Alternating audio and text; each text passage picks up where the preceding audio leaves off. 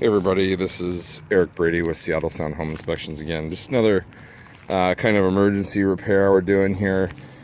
This roof is due to be replaced in about a month. It's currently leaking. Down there at the very end of that valley is where we're getting some water damage. The leak could be anywhere above that, where a drop of water would flow down to that point. It could be anywhere from the ridge line here all the way down there, and it could be anywhere in this square rectangular area. So we're going to tarp it all. We don't know where the leak is exactly, so we get tarped. I'm sure this is going to make me really popular with the neighbors, but hey, I'm taking care of the property. We're going to get the roofer out here as soon as possible. Roofs leak, and they leak primarily when they start leaking is this time of year, November, October, December, whenever your rains really start taking effect in your local area. That's when we start getting lots and lots of roof leaks. And guess when roofers are the busiest? This time of year. And it's also very slow roofing for them because rain. You can't tear a roof off a house while it's raining. You'll get water damage inside. So what to do? How do we get through the winter? We tarp. So I'm sure you've seen it before, a tarp on a roof. I am using the Home Depot special blue tarp here. Make sure you get one big enough. Don't save $5 by getting one, or $10 or whatever it is. 5 mil is usually fine for our climate. If you live in a high wind environment, you want to go with the 10 mil.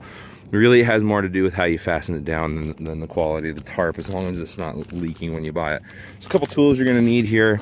This is a composition asphalt roof, so if you have a metal roof, this is going to be a different procedure. Using exterior screws, mostly because I wanted a box of screws that I could reuse for other applications. I almost always use exterior screws for all projects, because then I don't have to think too hard. We like not thinking too hard. I'm on 4-inch is a pretty long screw here, just so we can go all the way through this 2x4 down into the roof and then get into some of the roof sheathing, just so it has some good bite in case we get a good storm in December and November, which we're likely to do. I mean, this tarp may need to survive until January or February, depending on weather and the roofer's availability. So I'm just using scrap 2x4s. You can use 2x2s if you're buying them specifically for that. I had a stack of 2x4s left over from some other projects, so we're using 2x4s because free is a good price. I have a couple more here. Obviously, if you don't feel comfortable on a roof, you shouldn't be getting up here. Caveat in tempore, don't hurt yourself. When you're doing a bathroom and anywhere where this is called a plumbing vent here, this is the main stack vent here. It's important not to block these because sewer gas comes out of this hole and goes out into the atmosphere. Same over here. So we can't block those, cause problem with your plumbing, could theoretically allow sewer gas into the house. Not good. So what we will do is we'll actually cut a hole in our tarp and put it around those. This one here, I think the tarp is probably not going to go over it. I haven't decided yet. You can see here we had a bit of the boot had failed, so I just slid this over here to just give us some protection up here along the pipe, so rainwater wasn't going down. It's very common for these to fail. What I will do is pull this off, cut a hole in the tarp, slide the tarp over the hole, and then put this back on over the tarp, just to allow it to vent out. I may wrap that one. Haven't decided yet. I'll do a follow-up video here showing you what to expect when you're done. It's best to have a buddy on this because you can, it's nice to have someone to help you stretch the tarp and keep it flat.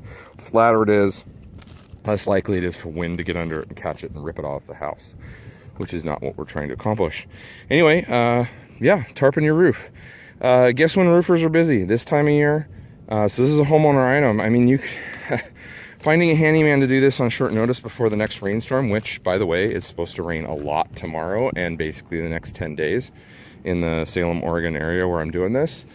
It can, Seattle area, pretty much the same weather. So, you got to get up here, get it done when it's dry. Otherwise, you're going to have more, or you're going to have damage to your finishes inside the home. So anyways, I'll check for the second video so you can see what it looks like when I'm done.